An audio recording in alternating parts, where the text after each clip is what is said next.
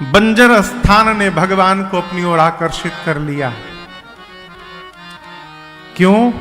स्थान भले बंजर हो, उसकी सजावट के समान तो समाप्त हो गए, लेकिन उस स्थान पर जो भजन गया था, भजन हुआ, उस भजन का प्रभाव अब भी समाप्त नहीं हुआ है। वो प्रभाव बता रहा है कि ये पावन है। विश्वामित्र जी के साथ भगवान आगे बढ़े। जब आप बक्सर से आगे बढ़ेंगे ना, आरा वाले मार्ग पर, जो मार्ग पटना गया है, तो बक्सर से थोड़ा आगे बढ़ते बाएं हाथ में एक गांव है जिसका नाम है अहिरौली। आज भी वो स्थान है। भगवान जैसे उस स्थान तक पहुंचे तो अचानक रघुनाथ जी रुक गए। और यहां दर्शन करिएगा, दिव्य को दिव्यता ही अपनी ओर आकर्षित कर सकती है। दिव्य को दिव्यता ही अपनी ओर खींच सकती है। रघुनाथ जी चलते चलते अचानक एक स्थान पर रुक गए। और वो जो स्थान था, कोई बहुत बड़ा महल वहां नहीं था, वहां उजाड़ था। विश्वामित्र जी पूछे, क्या हुआ राम? राम जी बोले, गुरुदेव, यह स्थान देखकर ऐसा लगता है कि यहां पूर्व में कोई मुनि का आश्रम रहा होगा। क्यों? यह स्थान सुहावन तो नहीं लिख रहा है, लेकिन इसकी पावनता में कोई कमी नहीं दिखाई पड़ रही है। इस स्थान की ऊर्जा बता रही है कि यहां कोई तपस्वी महामुनि रहते होंगे। ऋषियाश्रम सी कोई पुण्य थली, पर आज लगे उजड़ी उजड़ी। नर नारी नहीं पशु पक्षी होना। देखिए ना गुरुदेव, सुनसान दशा बिगड़ी बिगड़ी। इस स्थान की दशा बिगड़ी है। न कोई पुरुष है, न कोई नारी है, न कोई पशु है, न कोई पक्षी है। जो वृक्ष भी है अंदर सूखे हुए हैं, उनमें न पत्ते हैं, न फल है, न पुष्प है। लेकिन गुरुदेव, आश्रम के बीच में ये एक शिला जैसी कोई वस्तु है। ये शिला आकृति ये क्या है? अब यहां दर्शन करिए, बंजर स्थान ने भगवान को अपनी ओर आकर्षित कर लिया। क्यों? स्थान भले बंजर हो, उसकी सजावट के समान तो समाप्त हो गए, लेकिन उस स्थान पर जो भजन गया था, भजन हुआ, उस भजन का प्रभाव अब भी समाप्त नहीं हुआ है। वो प्रभाव बता रहा है कि ये पावन है। आप घर को सजाकर सुंदर बना सकते हैं, पावन नहीं बना सकते। महंगे से महंगे सामान तो सजा सकते हैं, पावन नहीं बना सकते।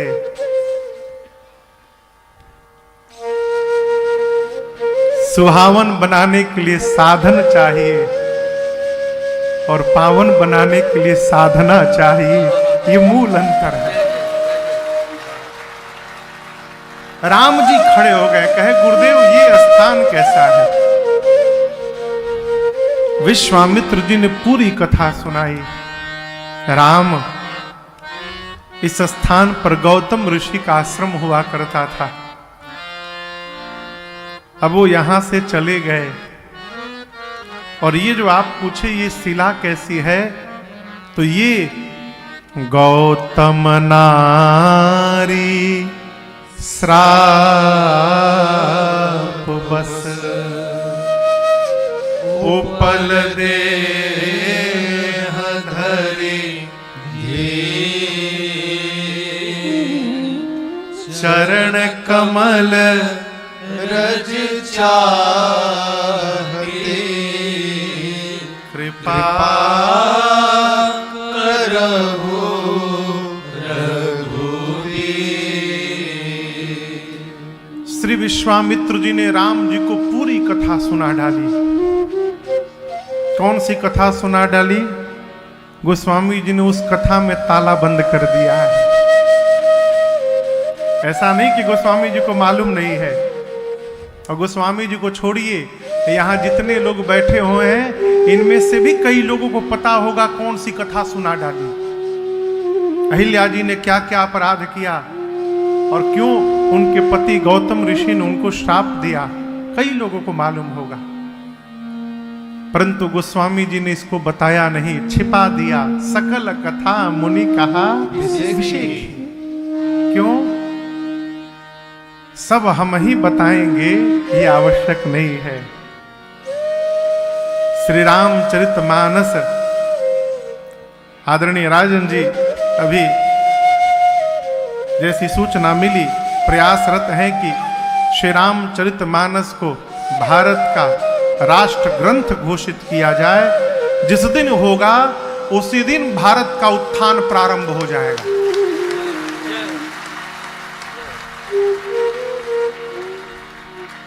और केवल ये इनकी इच्छा नहीं है, जितने सनातनी है सबकी इच्छा है।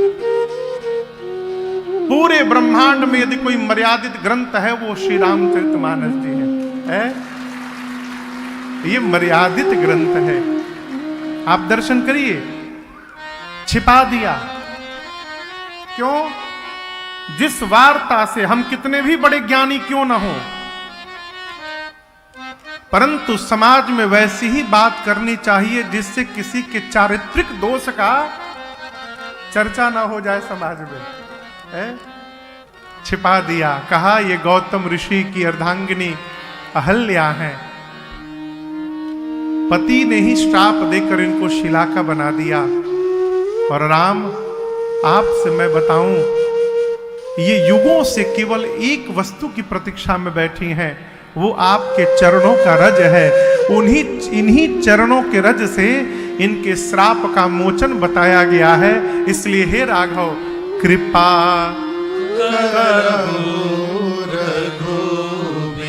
आप कृपा करिए। और जैसे गुरु जी ने कहा, भगवान तुरंत कृपा किए। राम जी ने कल शायद निवेदन किया, पहली भक्ति क्या बताई? संत का संग। क्यों?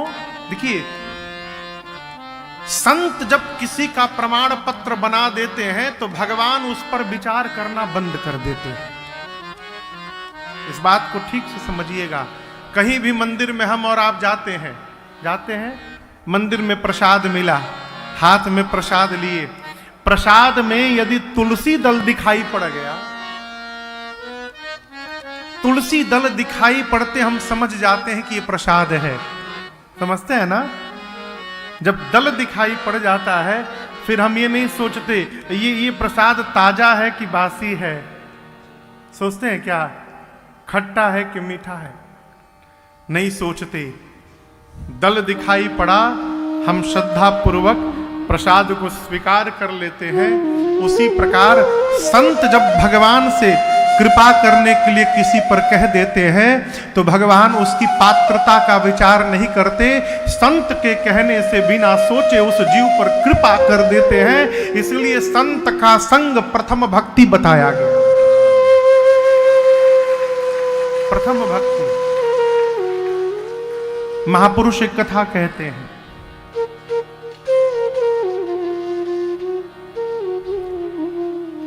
एक माई की कोई संतान नहीं थी।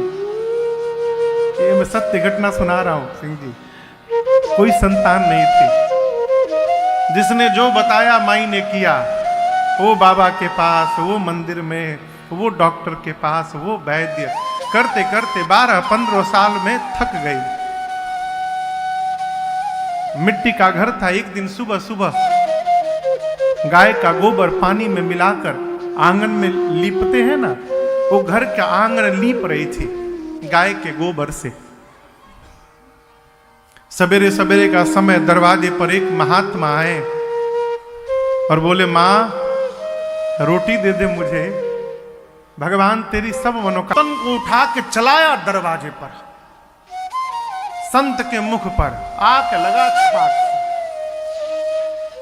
संत ने कुछ बोला नहीं, उस कपड़े को उठाया, झोली में रखा और एक दूसरे दरवाजे पर जाकर एक माई से पूछा कि वो माई इतनी दुखी क्यों है।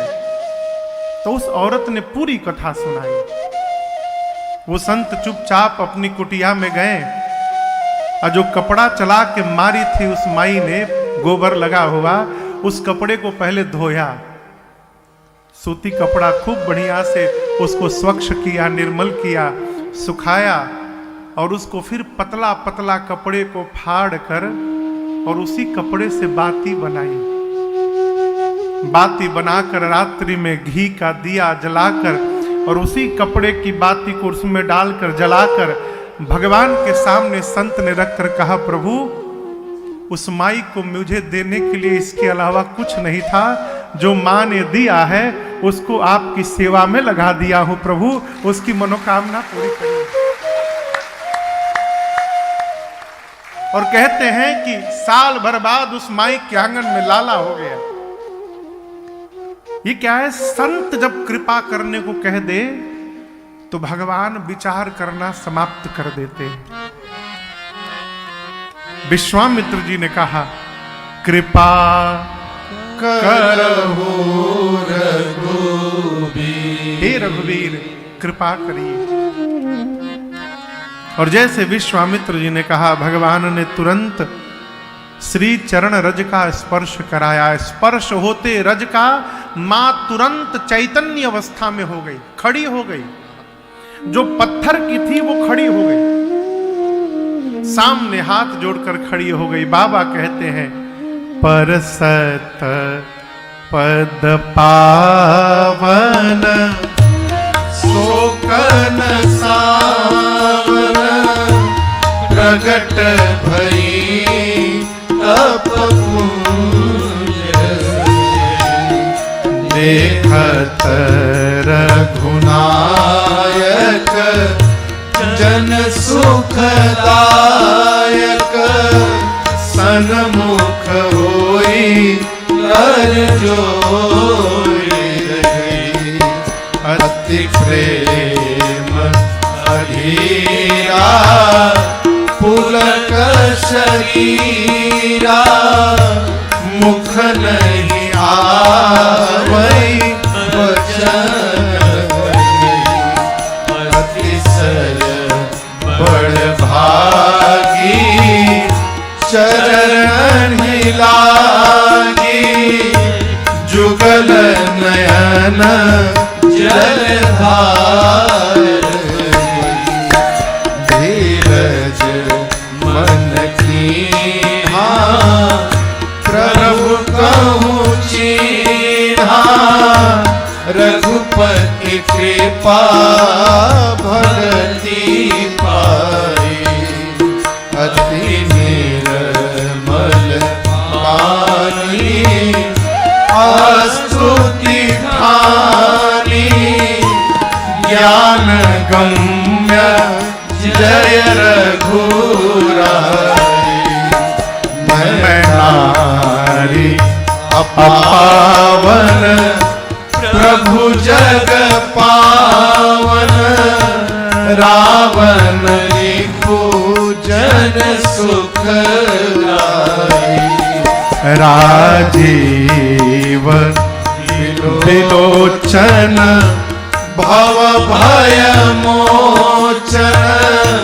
पाहि पाहि शरण ही आई, मुनि शाप जो दीन्हा अति भल कीन्हा, परम अनुग्रह में माना, देखें भरि लोचन हरि भव मोचन, इहि लाभ शंकर जाना, बिनती प्रभु मोरी मैं मति भोरी, नाथ न मांगूं बर आना, पद कमल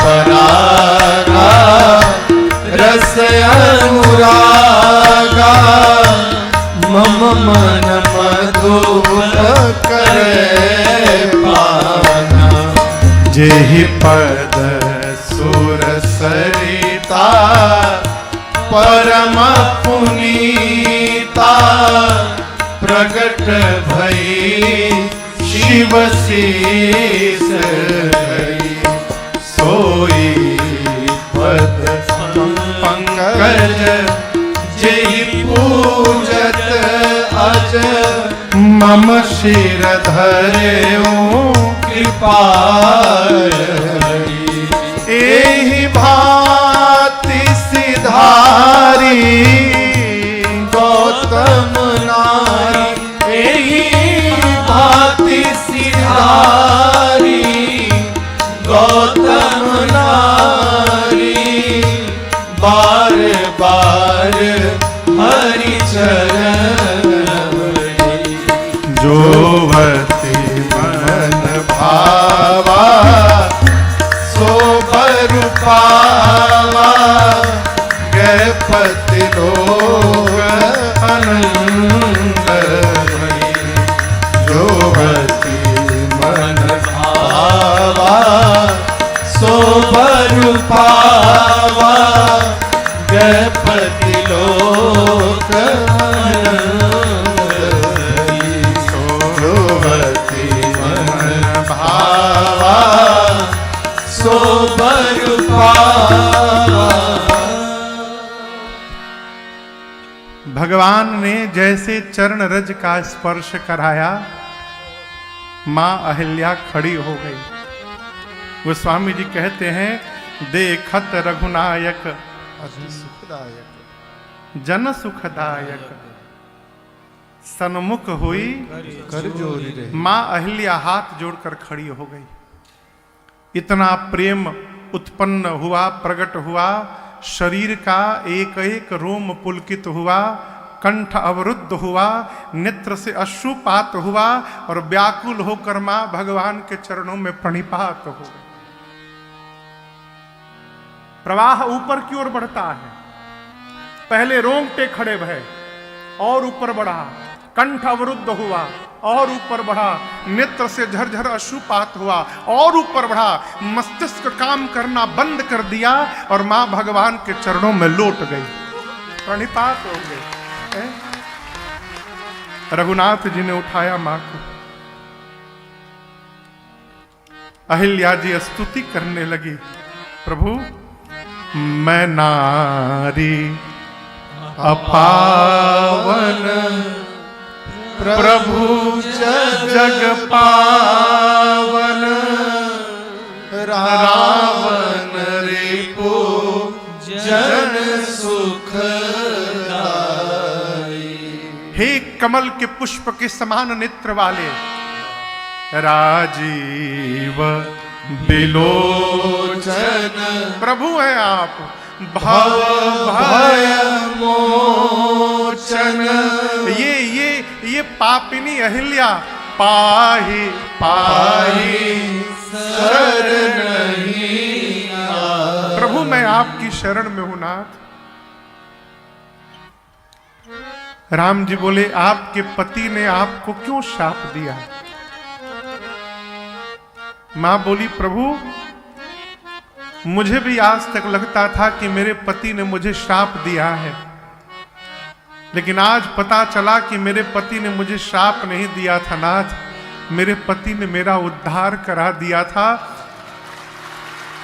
यदि श्राप न मिला होता तो आज अहिल्या को रघुनाथ का दर्शन भी नहीं प्राप्त हुआ रहता।